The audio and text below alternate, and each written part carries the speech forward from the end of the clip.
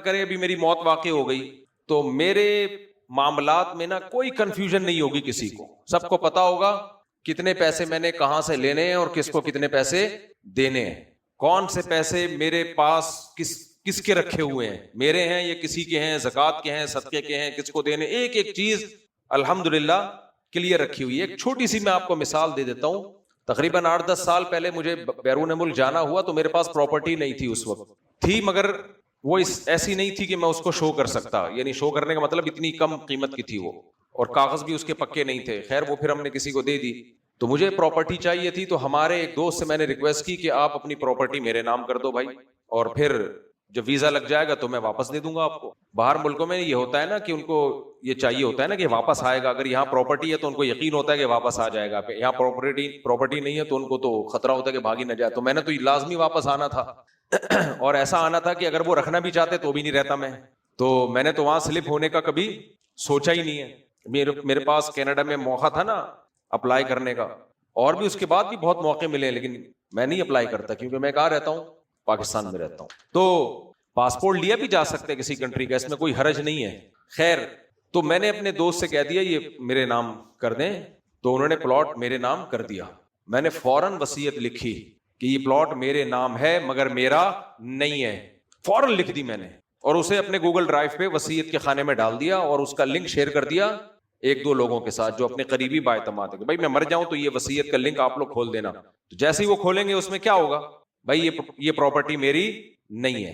اب جو دینے والا تھا اس کو یہ فکر نہیں تھی، اس نے تو بھائی میں نے کہا یار یہ کرنا، اس کے بھی سائن لیے اپنے بھی سائن لیے، میں نے کہا یہ آپ، وجہ اس کی یہ کہ میں نے اپنے نام کی اور اللہ نہ کرے مر گیا تو بعد میں کتنی بڑی مصیبت کھڑی ہو سکتی ہے، وارثوں کو یہ شک ہوگا پتہ نہیں ہمارے ابا نے خریدی ہوگی اپنے نام بھی کرا لی، کتنی بڑی مصیبت کھڑی ہوگی یا نہیں ہوگی۔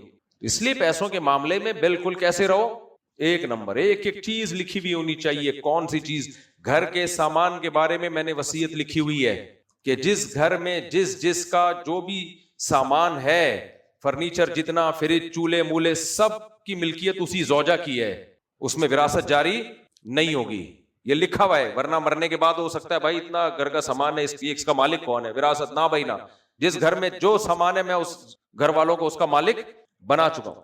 یہاں تک کہ جو مسجد میں، جو ابھی مسجد والوں نے مجھے گھر دیا، بس مجھے پنکھے لگے ہوئے ہیں، اس کی بھی وصیت لکھی ہوئی ہے کہ یہ پنکھے میرے نہیں ہیں، یہ مسجد کے ہیں۔ آپ کہہ سکتے پنکھوں میں کیا پھڈا ہوتا ہے، بھائی ہونے کو سب کچھ ہو سکتا ہے، معاملات کیا ہونے چاہیے، کلیئر۔ اور بتا دوں آپ، ڈیجیٹل لاک لگے ہوئے میرے گھر میں، اس میں لکھا ہوا ہے کہ یہ لاک میری ملکیت میں نہیں ہے، یہ کس کی ملکیت میں ہے، مسجد کی ملکیت میں، ان میں وراثت جاری نہیں ہوگی۔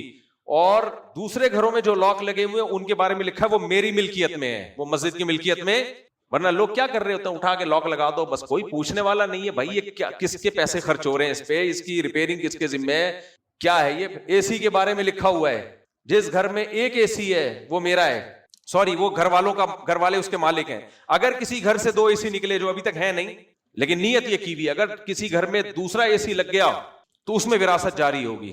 جو ایک اے سی اگر کسی گھر میں ہے تو وہ گھر والے اس کے مالک ہیں۔ میں شو مارنے کے لیے آپ کو مثالیں نہیں دے رہا، آپ کو پریکٹس کروا رہا ہوں کہ اس طرح سے اپنی تمام چیزوں کو بولو لکھنا پڑے گا آپ کو کہ کون سی چیز کس کی ہے۔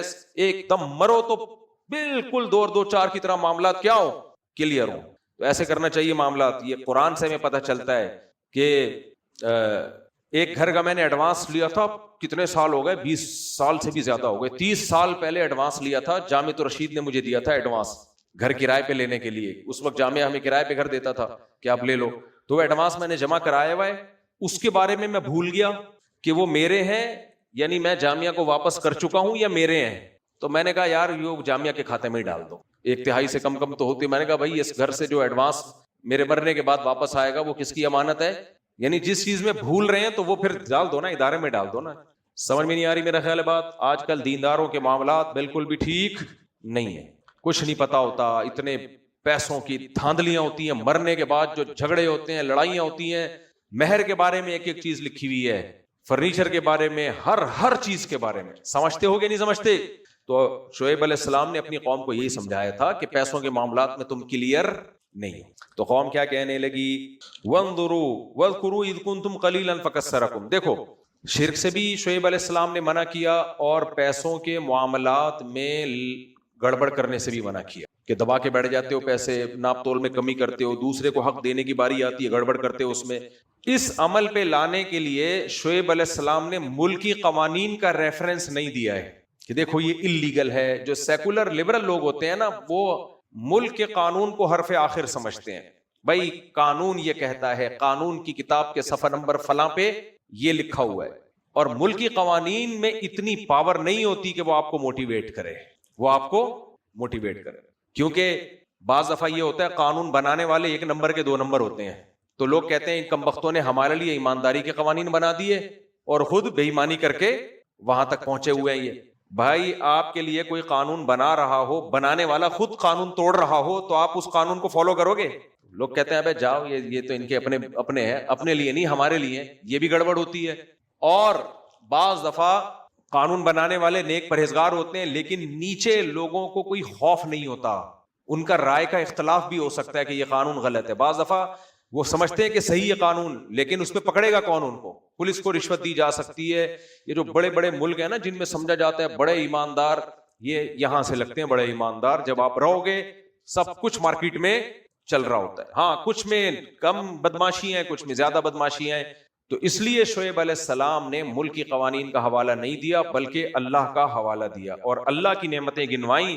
وَاذْكُرُوا إِذْ كُنْتُمْ قَلِيلًا, دیکھو ایک جگہ شعیب علیہ السلام نے فرمایا انی اراکم بخیر, میں تمہیں دیکھتا ہوں کہ اللہ نے تمہیں خوشحالی میں رکھا ہوا ہے. تو اس کی نعمتوں کا شکر یہ ہے کہ اس نے حکم دیا کہ کسٹمر کے ساتھ 2 نمبری مت کرو, اس کا حکم ہے. تو تاجر کو جو ایمانداری کا حکم ہے نا, وہ ملکی قوانین کی وجہ سے بھی ہوگا, لیکن اصل میں یہ پہلے یہ کس کا قانون ہے؟ اللہ کا.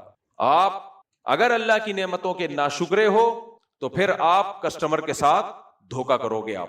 تو اس لیے انہوں نے فرمایا وَاذْكُرُوا إِذْ كُنْتُمْ قَلِيلًا فَكَثَّرَكُمْ, دیکھو تم تھوڑے تھے, اللہ نے تمہیں تعداد میں بڑھا دیا, یعنی نسل تمہاری اللہ نے بہت بڑھائی ہے. تو یہ بھی اللہ کا تم پر احسان ہے. اس احسان کا تقاضا یہ ہے کہ شرک بھی مت کرو اور دھوکا بھی مت دو لوگوں کو. تو وہ قوم کیا کہنے لگی؟ قال الملأ الذين استكبروا من قومه, جو متکبر لوگ تھے نا, پیسے والے, ذرا اونچے طبقے کے لوگ, سب سے زیادہ ان کے مفاد پہ زد پڑتی ہے. اچھا عجیب بات ہے, کرپشن کا ریشو جو زیادہ پیسے والے ہیں ان میں زیادہ ہے, غریبوں میں کم ہے.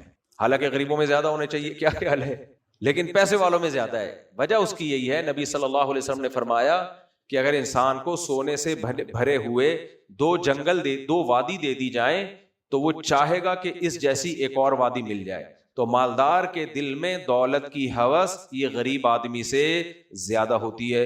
ہمارے حضرت اس کی ایک لاجک بیان کیا کرتے تھے, فرماتے تھے دیکھو جو جس چیز کے ساتھ رہتا ہے اسے اس سے محبت ہو جاتی ہے, جو رہتا ہی نہیں ہے تو محبت کہاں سے ہوگی؟ تو مالدار نے دولت کا نشہ اور مزہ دیکھا ہے, اس لیے اس کو دولت سے محبت, اس محبت میں وہ حلال حرام کی فکر چھوڑ دیتا ہے. غریب نے دولت کا مزہ دیکھا ہی نہیں ہے, اس نے کبھی ایئر کنڈیشن کے جھونکے بولو دیکھے نہیں, اس نے ہمیشہ رکشوں کے دھکے کھائے ہیں, لینڈ کروزر میں کبھی کسی نے بٹھا لیا یہاں سے وہاں تک تو چلا گیا, ورنہ چلانے کا مزہ اس کو نہیں آیا. وہ ایسے بستروں پہ سوتا ہے جس کو منجی کہتے ہیں, اس میں نیچے سے بھی ہوا لگتی ہے اور اوپر سے بھی ہوا لگتی ہے وغیرہ وغیرہ. خیر, تو اب وہ قوم کیا کہنے لگی, شعیب علیہ السلام کی قوم, یہ بہت اہم موضوع ہے, اللہ کرے سمجھ میں آ جائے. دیکھو اس قوم کو شعیب علیہ السلام سے اختلاف کس بات پہ ہوا؟ دوسرے مقام پہ قرآن میں آتا ہے اصلاتک تأمرک ان نترک ما یعبد آباؤنا او ان نفعل فی اموالنا ما نشاء. اس سے پتہ چلتا ہے اس آیت سے کہ شعیب علیہ السلام نماز بھی پڑھتے تھے, روزے بھی رکھتے تھے, عبادت بھی کرتے تھے, لیکن ان کی قوم کو نہ ان کے روزے پہ اعتراض, نہ ان کی عبادت پہ, نہ ان کی نماز پہ. مذہبی لوگوں کے نماز روزے پر کسی کو اعتراض نہیں ہوتا, تو کہتے ہیں پڑھو بھائی اچھی بات ہے, بلکہ خود جن چڑیل بھوت بھگانے کے لیے نمازیوں کے پاس جائیں گے, مولوی صاحب ہمارے لیے بھی دعا کر دیں, نماز پڑھ رہے ہیں ماشاءاللہ ماشاءاللہ. لیکن لوگوں کو مولویوں پہ جو اعتراض ہوتا ہے نا, وہ ان کی نمازوں پہ نہیں ہوتا, اعتراض ان کے فتووں پہ ہوتا ہے. یہ انٹرفیئر کیوں کر رہے ہیں ہماری لائف میں, یہ کیوں بتا رہے ہیں کہ بھابھی کا دیور سے پردہ فرض ہے, یہ تو ہمارے فیملی سسٹم کو ڈسٹرائے کر رہے ہیں.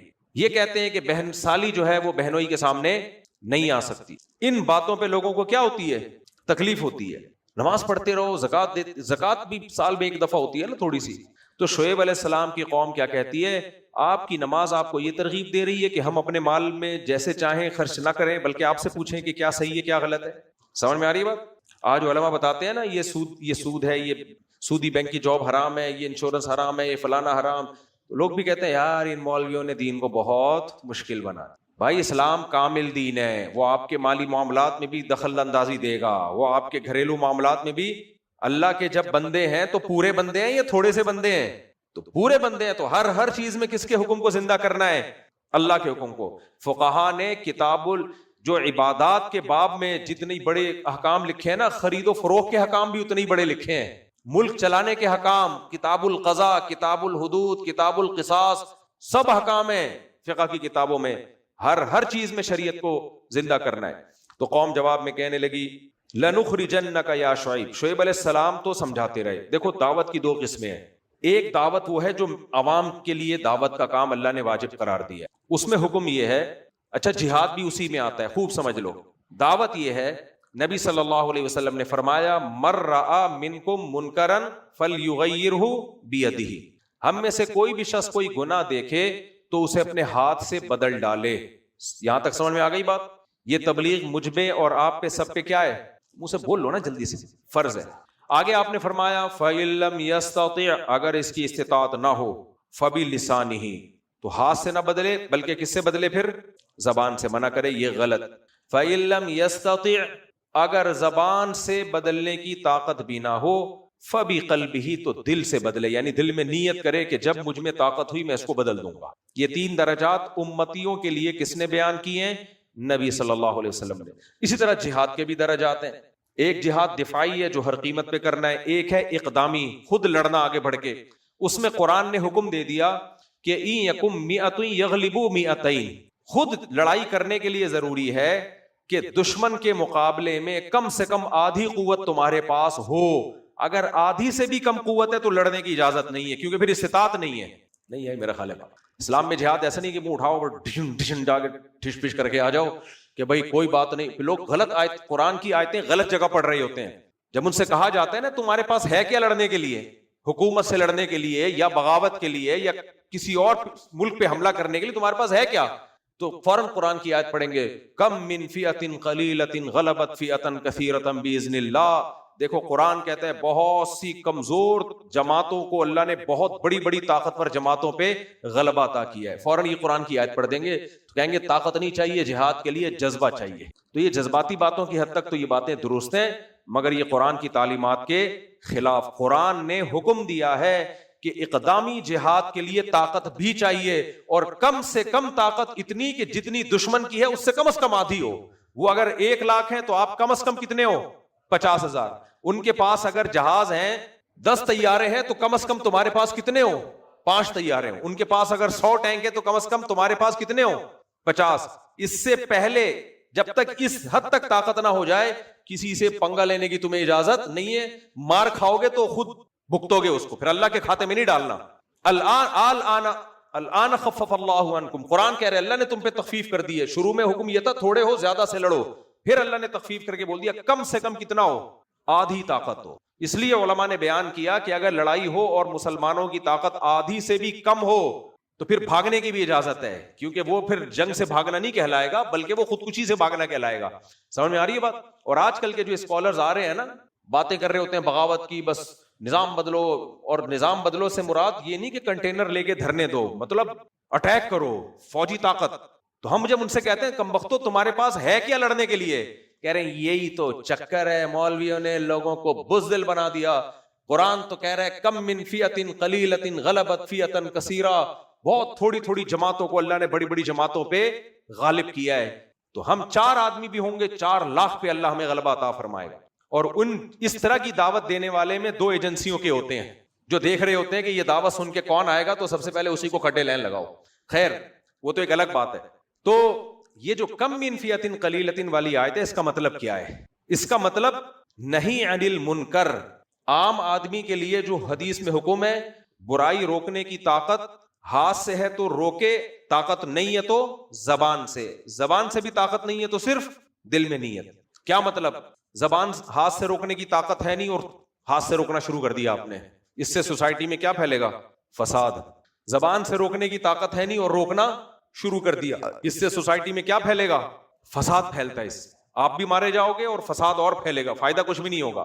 لیکن پیغمبروں کو جب اللہ حکم دیتا ہے نا کہ تم نے دعوت اور تبلیغ کا کام کرنا ہے, پھر اس میں یہ شرط ملحوظ نہیں ہوتی. پیغمبروں کو حکم ہے کہ آپ کتنے ہی کمزور کیوں نہ ہو, اللہ نے آپ کو آرڈر دیا ہے, آپ نے دعوت کا کام کرنا ہے, چاہے آپ کو شہید کر دیا جائے. اس لیے حدیث میں آتا ہے کئی پیغمبر دنیا میں ایسے آئے ہیں جنہوں نے دین کی دعوت دی, ایک شخص بھی اس دعوت پر ایمان نہیں لایا اور ان کو شہید کر دیا گیا. تو یہ کس کے ساتھ خاص ہے؟ پیغمبروں کے ساتھ, کیونکہ وہ اللہ کے نمائندے, ان کا کام ہی یہی ہے, کوئی بات نہیں آپ شہید ہو جائیں. جیسے موسیٰ علیہ الصلوۃ والسلام کو جب اللہ نے نبی بنایا کوہ طور پہ, اور اللہ نے کہا اے موسیٰ آپ فرعون کے پاس جائیں, تو موسیٰ علیہ السلام نے کیا فرمایا؟ مجھ میں طاقت نہیں ہے, طاقت نہیں ہے مجھے. اس سے پتہ چلتا ہے کہ دعوت کے لیے طاقت کا ہونا, اختیار کا ہونا, یہ کامن سینس کی چیز ہے. یہ کس کی ہے؟ Common sense. تو موسیٰ علیہ السلام نے کہا میں کیسے دعوت دوں گا؟ حالانکہ موسیٰ علیہ السلام نبی تو بنے اس وقت, لیکن اس سے پہلے بھی حکمت اور بصیرت تو تھی نا آپ میں. خود قرآن کہتا ہے کہ وَلَمَّا بَلَغَ أَشُدَّهُ آتَيْنَاهُ حُكْمًا وَعِلْمًا, علم اور حکمت عطا کی. اسی علم اور حکمت کا تقاضا تھا کہ موسیٰ علیہ السلام نے کہا کہ اللہ فرعون کے پاس جانے کی مجھ میں طاقت نہیں ہے. کیوں؟ وَيَضِيقُ صَدْرِي, میرا دل تنگ ہوتا ہے. إِنِّي أَخَافُ أَن يَقْتُلُونِ, میں جاؤں گا دعوت دوں گا, میری دعوت سنے گا کون؟ مجھے تو قتل کر دیا جائے گا. کیا مطلب؟ جس دعوت دینے کا فائدہ ہی نہیں ہے, میں جاؤں گا, وہ تو مجھے تلاش کر رہا ہے, میں تو موسٹ وانٹڈ بنا ہوا ہوں, اور تو مجھے فرعون کے محل میں بھیج رہا ہے, تو وہ مجھے کیا کر دے گا؟ وہ تو تلاش کر رہا ہے قتل کرنے کے لیے, تو وہ تو قتل, میری دعوت کا اثر کیا ہوگا؟